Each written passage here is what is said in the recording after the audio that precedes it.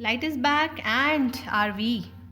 तो हम यहाँ पे बात कर रहे थे PHVV की, और PHVV में पॉलीहाइड्रोक्सीब्यूटरेट एंड को बीटा हाइड्रोक्सीवालोरेट, जितना कॉम्प्लेक्स के नाम है उतना ही इम्पॉर्टेंट ये पॉलीमर हो जाता है।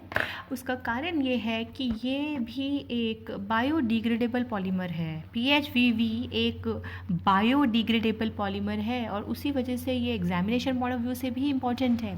हमने पॉलीएमाइड्स में पढ़ा था नाइलॉन 2,6, है ना, वो भी एक इम्पॉर्टेंट था क्योंकि बायोडिग्रेडेबल था। दूसरा PHVV, यानी अभी तक हमने जितने भी पॉलीमर्स पढ़े हैं उनमें से ये वाले जो दोनों पॉलीमर्स हैं ये कैसे हैं, बायोडिग्रेडेबल हैं, इसलिए ये अपने आप ही इम्पॉर्टेंट हो जाते हैं। ठीक है, तो रही बात इसके यूजेस की, तो ये जो है पैकेजिंग में ऑर्थोपेडिक डिवाइसेस होती है ना, जैसे कि बैंडेजेस बनाना, स्प्लिंटर्स जो होते हैं वो बनाना, या जैसे जो फ्रैक्चर्ड बोन्स होती हैं उनके बाद जो उनको सपोर्ट देते हैं ना, प्लास्टर लगने के बाद जो सपोर्ट होते हैं, उन सब चीज़ों को बनाने के लिए यूज़ किया जाता है।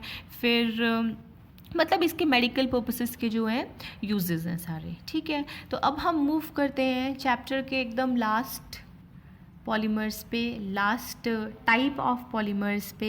एंड जैसे कि हम कंडेंसेशन पॉलीमराइजेशन में दो कैटेगरीज़ को अभी तक पढ़ चुके हैं। हमने पढ़ा, क्या पढ़ा, पहला हमने क्या पढ़ा था, पहला हमने पढ़ा पॉलीएमाइड्स, और अब हम जो सेकंड कैटेगरी पढ़ी हमने पॉलीएस्टर्स, और अब जो फाइनल है वो है आपके रेजिन्स। तो हम रेजिन्स पढ़ने वाले हैं। ये फाइनल है, आपके लास्ट के 3 पॉलीमर्स आपके बचे हैं। तो ये है रेजिन्स। देखो सारे ही रेजिन्स जो हैं क्रॉस लिंक्ड होते हैं। कैसे होते हैं, क्रॉस लिंक्ड पॉलीमर्स होते हैं। अभी तक हमने जितने भी पॉलीमर्स पढ़े थे, है ना, कुछ तो फाइबर्स में रख दिए, कुछ हमने इलास्टोमर्स में रख दिए, कुछ हमने कहा थर्मोप्लास्टिक्स हैं। तो अब ये जो रेजिन्स हैं, क्योंकि इनमें अभी तक आपने क्रॉस लिंकिंग वाला एक भी पॉलीमर नहीं पढ़ा था, या तो लीनियर पढ़े थे या ब्रांच्ड पढ़े थे स्लाइटली, तो ये रेजिन्स जो है सारे ही क्रॉस लिंक्ड हैं। स्ट्रक्चर इनका कैसा होगा, क्रॉस लिंक्ड, और क्रॉस लिंक्ड होने की वजह से तीनों रेजिन्स जो हैं वो थर्मोसेटिंग में आते हैं। थर्मोसेटिंग का मतलब है इनको बार बार आप रीमोल्ड नहीं कर सकते। अगर आप इनको एक बार हीट करोगे तो इनकी जो शेप है वो ब्रेक हो जाएगी और ये हार्ड मास की तरह सेट हो जाएंगे। इनको आप रीमोल्ड नहीं कर सकते। जैसे प्लास्टिक है, प्लास्टिक को रीयूज़ कर सकते हो but they are not reusable, you can not reuse them. तो ये तीनों रेजिन्स जो है, ये तीनों रेजिन्स जो है थर्मोसेटिंग पॉलीमर्स के अंदर आपके आने वाले हैं। तो हम जो यहाँ पर पहला रेजिन पढ़ने वाले हैं वो होगा आपका phenol formaldehyde, phenol formaldehyde resin. Next जो आप रेजिन पढ़ेंगे यहाँ पर वो होगा आपका मेलामाइन फॉर्मेल्डिहाइड रेजिन। ठीक है, एंड जो लास्ट आप यहाँ पर पढ़ेंगे वो होगा यूरिया फॉर्मेल्डिहाइड रेजिन। जैसे कि आप समझ गए होंगे ये जो हमने नाम लिखे हैं ना, यही इनके मोनोमर्स हैं। फिनॉल फॉर्मेल्डिहाइड का मतलब है फिनॉल और फॉर्मेल्डिहाइड, मेलामाइन फॉर्मेल्डिहाइड का मतलब है मेलामाइन और फॉर्मेल्डिहाइड, सिमिलरली यूरिया और फॉर्मेल्डिहाइड। फॉर्मेल्डिहाइड जो होता है मिथेनल को कहा जाता है। मिथेनल, मिथेनल मतलब अल मतलब एल्डिहाइड, एल का मतलब क्या था, एल्डिहाइड। एल्डिहाइड क्या होते हैं, CHO। मिथ मतलब एक ही कार्बन वाला एल्डिहाइड। तो CHO में already C double bond OH होता है। इसकी कितनी बॉन्ड सेटिस्फाई हो रखी है, 1 2 3, एक ही हाइड्रोजन की जगह है। तो HCHO, मिथेनल क्या होता है, HCHO। अब पर यहाँ पर जब आप रेजिन्स बनाओगे तो इसको HCHO लिखने की जगह आप इसको CH2O लिखोगे। कुछ बदला तो नहीं है, 2 हाइड्रोजन थे बस मैंने CH2O करके लिख दिया। तो तीनों में जब हम रेजिन्स बनाएंगे, अभी हम जब पॉलीमराइजेशन करवाएंगे तो we'll be writing it as CH2O। Please make this sure. Fine, so now let us begin with the thermosetting polymers. हम पढ़ने वाले हैं सबसे पहला phenol formaldehyde and very very very important, I would say very important polymer. ठीक है, fine. तो अब let us start. Phenol formaldehyde में मैंने लिया फिनॉल। फिनॉल क्या होता है? जब बेंजीन के ऊपर OH प्रेजेंट होता है तो उसे फिनॉल कहा जाता है। फिनॉल का रिएक्शन होगा CH2O से। जब आप इसको किसी भी एसिड या किसी भी बेस की प्रेजेंस में ट्रीट करते हो तो ये इस पर जाकर ऐड हो जाएगा, ठीक है। और आप थोड़ा सा ध्यान दीजिएगा कि जब ये ऐड होगा ना तो बेंजीन पे सारे कार्बन के ऊपर एक एक हाइड्रोजन प्रेजेंट होता है, तो ये CH2O जब यहाँ लगेगा ना जाकर CH2OH बनकर, मतलब क्या हुआ, ये इसके ऊपर जुड़ा, ठीक है, और ये जो हाइड्रोजन था ना वो OH बनकर इसके साथ आ गया, तो ये एक मोनो प्रोडक्ट हुआ, सिंगल सब्स्टिट्यूशन हुआ। ये ऐसे भी ऐड हो सकता था कि आपका जो OH, मतलब मल्टीपल वैरायटी ऑफ प्रोडक्ट्स आपको यहाँ पर मिलते हैं। ये CH2OH ऑर्थो पे भी ऐड हो जाता और फिर पैरा पोजीशन पे भी ऐड हो जाता, ठीक है। या ऐसा भी हो सकता था कि यहाँ पर जो आपका C2H2OH था वो ऑर्थो पे, दोनों ऑर्थो पे और तीसरा पैरा पे भी ऐड हो जाता, तो यहाँ पर आपको मल्टीपल प्रोडक्ट्स जो है मिलते हैं। इसीलिए क्रॉस लिंक्ड पॉलीमर होता है, क्योंकि बहुत तरह से ये कंबाइन होता है। देन आगे क्या होता है, सपोज मैं इसको कंबाइन करूँ, when this is heated after treating it with acid और base, when this polymer is further subjected to heat, ठीक है, मैंने इसे हीट कर दिया तो क्या होगा, मैंने एक ही यूनिट लेकर अभी हीट करके दिखाया है, तो क्या होगा जब आप इसको हीट करोगे ना तो ये आपस में एक लीनियर पैटर्न में अटैच हो जाता है। कैसे? ये जो OH है ना, OH को निकालते जाएंगे। कौन सा? दोनों का OH यूज़ होगा, H2O2 स्मॉल ग्रुप निकलेगा, जो OH दोनों का निकलेगा तो H2O2 निकलेगा, CH2 से जुड़ गया, ये एक और से जुड़ेगा, ठीक है, OH, फिर ये इसके CH2 से जुड़ेगा तो एक लीनियर कॉन्टिन्यूशन में एक लीनियर चेन बनकर आ जाएगी, and this linear chain is termed as novolac. क्या कहा जाता है इसको? नोवोलैक कहा जाता है। नोवोलैक आपको बनकर मिल जाता है, ठीक है। जब आप फर्दर इस नोवोलैक को हीट करते हो ना तब जाकर आपको फाइनल क्रॉस लिंकिंग होती है और फाइनल फिनॉल फॉर्मेल्डिहाइड रेजिन बनकर आता है, जो कि एक बेहद क्रॉस लिंक्ड पॉलीमर है। इसको बनाने का तरीका देखो, क्या करना, 4 बेंजीन रिंग बना देना, ठीक है, और सबको फर्स्ट पोजीशन से CH2 से जोड़ देना, 4 बेंजीन रिंग बना देना और बीच में सबको CH2 से जोड़ देना। अब इनके टॉप पर क्या लगा दो, OH, ऊपर वालों के ऊपर और नीचे वालों में नीचे, ठीक है। और ये जो इनकी ऑर्थो पोजीशन है, ऑर्थो से इसको आगे कंटिन्यू करके दिखा देना। तो ये एक यूनिट बनाया है मैंने। कैसा है? क्रॉस लिंकिंग है, चारों तरफ से ये जुड़ा हुआ है। तो this is what is obtained, this is your final phenol formaldehyde resin and this is termed as Bakelite. आप इसको जहाँ भी पढ़ोगे आप इसको फिनॉल फॉर्मेल्डिहाइड के नाम से नहीं सुनोगे, आप इसको पेपर में भी आएगा तो किस नाम से आएगा? बेकेलाइट के ही नाम से ये जाना जाता है, ठीक है। तो bakelite is actually made up of what? It is made up of phenol as well as formaldehyde, phenol formaldehyde के repeated एडिशन से, और उसके बाद आपको फिर क्या मिल जाता है? एक cross linked, highly cross linked polymer मिल जाता है। इसीलिए व्हेन इट इज़ हीटेड तो एक अपनी ये जो शेप है इसको रीगेन नहीं कर पाता, इसलिए किस कैटेगरी में आता है? थर्मोसेटिंग पॉलीमर्स की कैटेगरी में आएगा। तो आपने पहले on the basis of structure, bakelite किस तरह का पॉलीमर है, स्ट्रक्चर के बेसिस पे अगर मैं बात करती हूँ तो बेकेलाइट कैसा?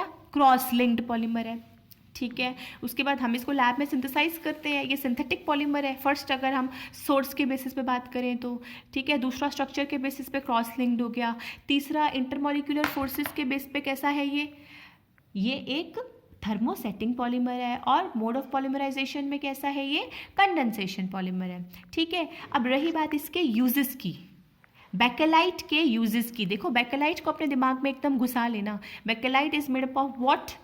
Phenol and formaldehyde. ये बहुत बार पूछा गया है पेपर में।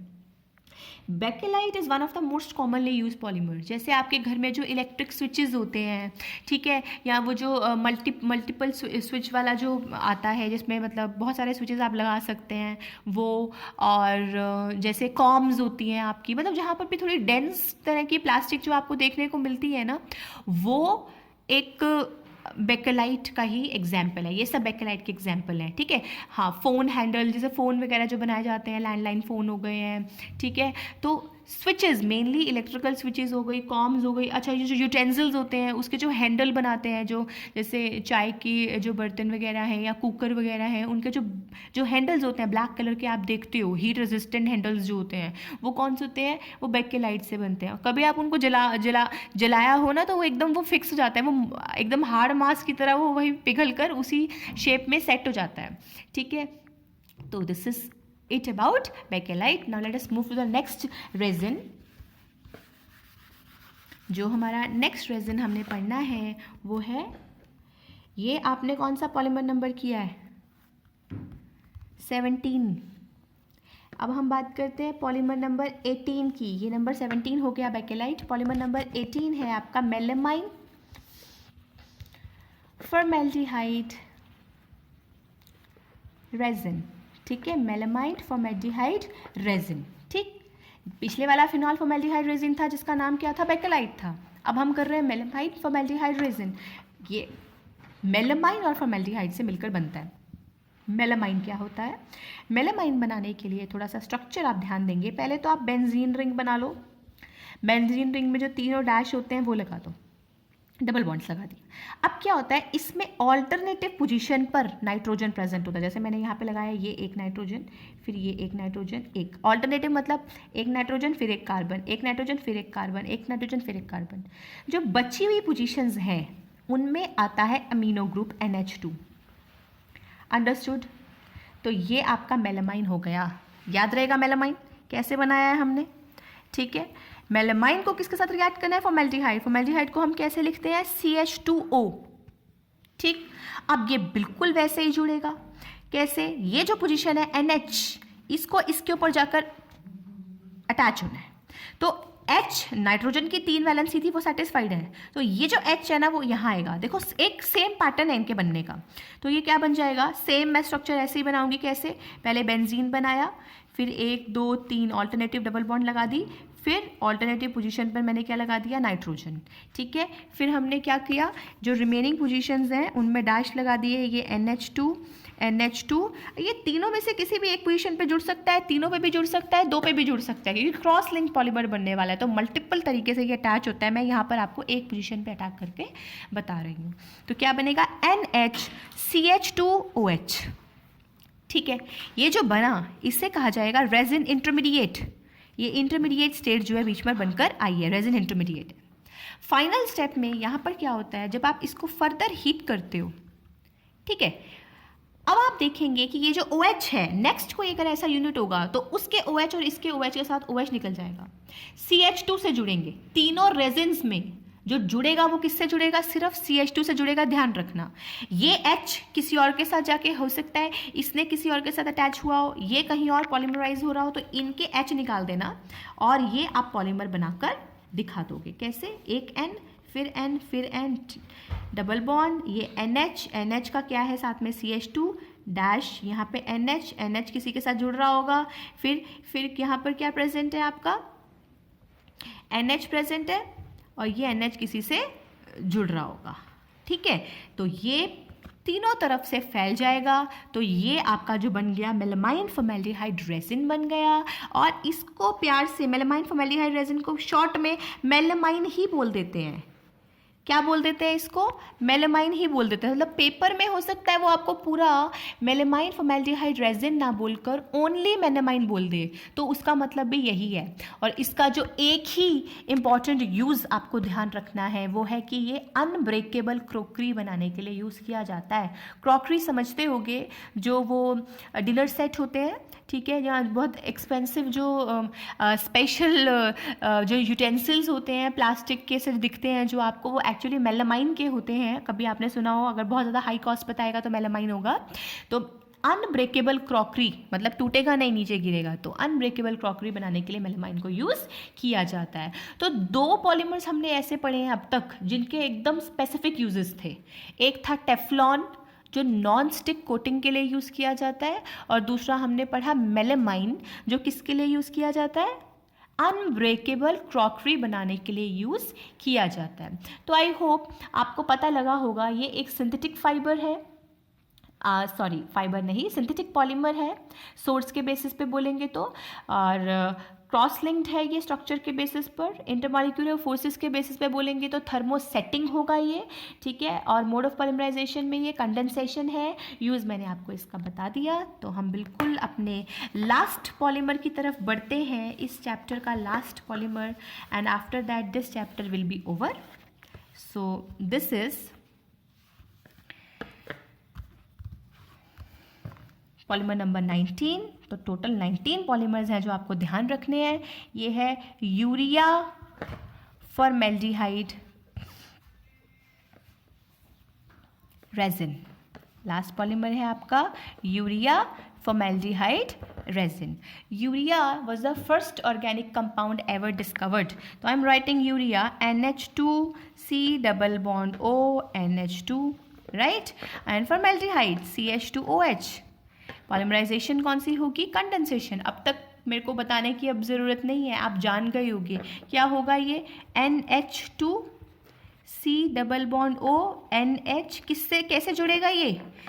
ये OH नहीं है, CH2OH केवल फॉर्मेल्डिहाइड है। तो कैसे जुड़ेगा ये? NH CH2OH से। जब आप इसका फर्दर पॉलीमराइजेशन करवाओगे तो आपको क्या मिलेगा? NH किसी से अटैच होगा, डैश बना दो इसका, C double bond O NH CH2 और ये dash N। Is this clear? तो इसका जो यूज़ है आपका यूरिया फॉर्मेल्डिहाइड रेजिन का, जो यहाँ पर यूज़ है वो किस लिए किया जाता है? इसको हम जो अनब्रेकेबल कप वगैरह होते हैं ना जो आते हैं, जिसमें स्पेशली कॉफ़ी मग्स आते हैं जो, वो बनाने के लिए यूज़ किया जाता है। जो शीट होती है लेमिनेशन के लिए यूज़ की जाती हैं, उनके लिए यूज़ किया जाता है। अंडरस्टूड? तो ये है इसके यूजेस। तो इसी के साथ आपका ये जो चैप्टर है वो ख़त्म होता है। तो मैंने आपको जो एक टेबल कहा था बनाने को, मैं आपको फिर से I will remind you that table. मैंने कहा था आपको कि आप इस तरह से हेडिंग्स बनाइएगा। क्या बनाओगे आप? You will write monomer, you will write polymer, you will write the mode of polymerization.